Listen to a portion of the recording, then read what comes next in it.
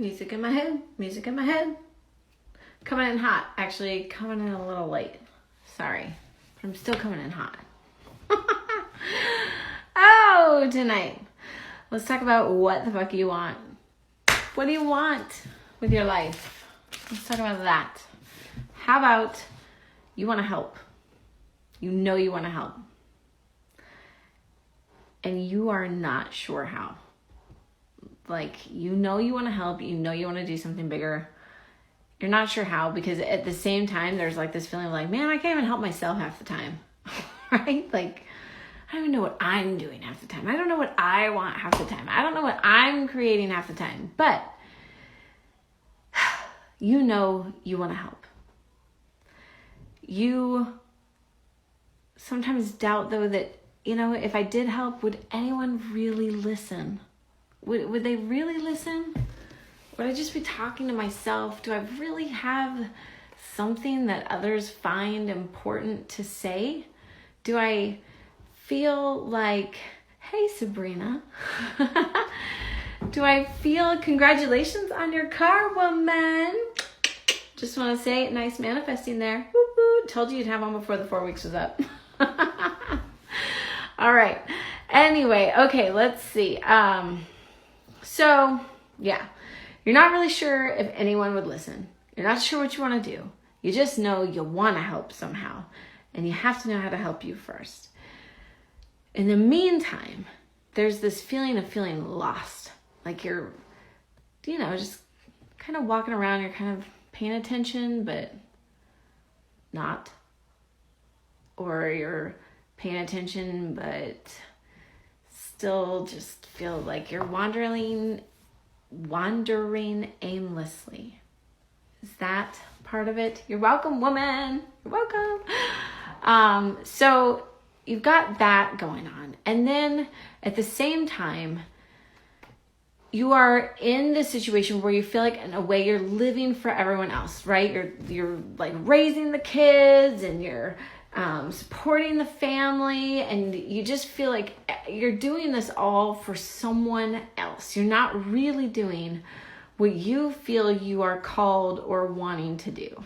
And at the same time, there's this fear of actually speaking up, of being able to say, hey, I really, really want and have something to say. I'm not sure what it is yet. As a matter of fact, it's kind of scary because I have this thing I want to say, but I'm not sure what it is. And that can be terrifying. And so because of that, you feel really weak in your situation. Like there's this feeling of, oh man, I don't even know how to handle this. I feel weak, but you feel strong in your circumstances, right? Because you can look around and say, I have really great circumstances. I've come to the point where I can actually start to see the beauty in my life. So I have these good circumstances, but I feel weak in my situation. I feel lost. I feel like I can't talk, and I know I want to help, and I don't know how. And then there's this other feeling of like, man, I don't have any right to complain, right? Like so many people are better off than I am, that I have no right to complain. And the parts that I do have rights to complain, like it's like kind of first world problems. Yes, Sabrina, we're working on that. We're working on that. I know that you are. I know. We're working on that. And I want you to know I love you. Stay strong. I'm talking to you on Saturday. Can't wait. So anyway, and then you know, here's the thing, is you're always on the back burner. And sometimes you feel put there by choice. Like you're actually putting yourself on the back burner on purpose, because I have got things to do and people to help and my family to support, you know, and my wife and my husband to love and all that kind of stuff. So you're kind of like putting yourself there on purpose. And then there's this other part of you that sometimes feels put there by chance. You know, that maybe other people are putting you there and you're really not feeling appreciated for the things that you do. And in a way, more than anything, you know you're not appreciating it. You're not really appreciating what you do because you were meant for more. You have something else that's more, some bigger purpose that you really feel that you want to have and want to do and want to hone and own and share. And in the meantime, it's like you're trying to downplay it and go, well, it doesn't matter that much, I guess, because if it mattered that much, I'd be doing it. And then you also try to outplay everything else, like, well, yeah, I guess that doesn't matter.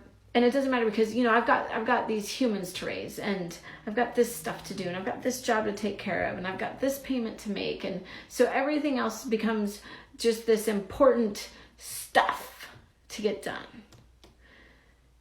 But it still calls. That feeling still calls. There's still something else. And you're just left with this strange sense of purpose, this strange sense of desire. And it's so hard to pinpoint.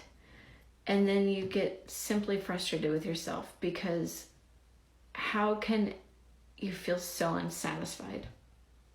How is that possible, to feel so unsatisfied and yet not be able to figure out why, and at the same time not be able to appreciate? It's like this weird collapsing of worlds that's going on inside your body. And the biggest solution to that is to find out what's in the way. What is the block that is in the way that you can't see, that even if you can, you're not listening to? You don't want to. It's easier to avoid because there's pain there. There's a pain there of maybe why it got put there, or by who it got put there, or maybe even more pain because you put it there. But there's a pain there that you're not ready to see and you don't really want to deal with quite yet.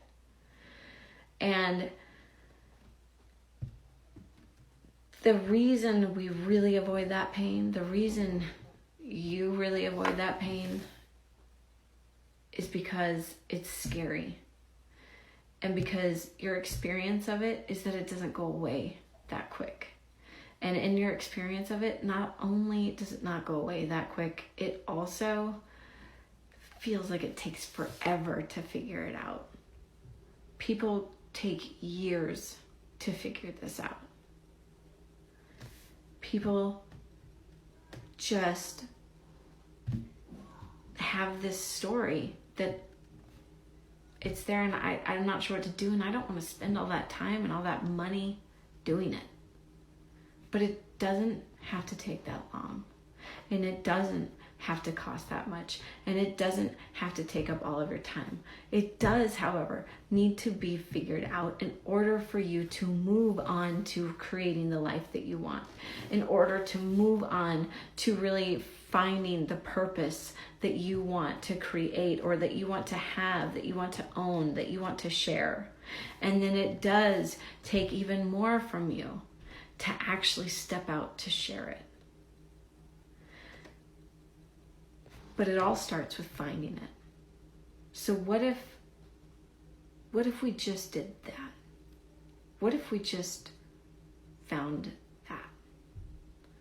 And what if we just took that and just put a little seed in its place, and then watched how that seed grows? What if we only went that far? Yeah, there's some pain there. Yeah, there's some hurt. Yeah, it is gonna feel hard, but it doesn't have to last long. And it definitely doesn't have to take a long time. It can be found. It can be moved. It can be shifted, and something can be replanted, and that can be pretty quick. And you just have to decide that that one small step is worth your life, and is worth everything else you want to create for your future, and is worth all of the help that you want to provide in your life to your loved ones, your family, your community. Just that one little shift. If you're up for it, let me know. Let's shift it. Other than that, I hope you guys have a great night, because there is so much beauty out there and so much stuff and wonderful things to create and live for, especially when you're the one in charge of creating it. So much more fun when you get to blow your mind that way. All right. I will see you guys later. Sabrina, I love you so much. Thank you for stopping in. Especially thank you for talking to me. I always love it when you guys comment. I can't wait to talk to you on Saturday, woman. And congratulations on your new wheels. Woo woo. Love you. Have a good night. This is Adrienne with Optimized Joy. She Risen Shenanigans. Peace.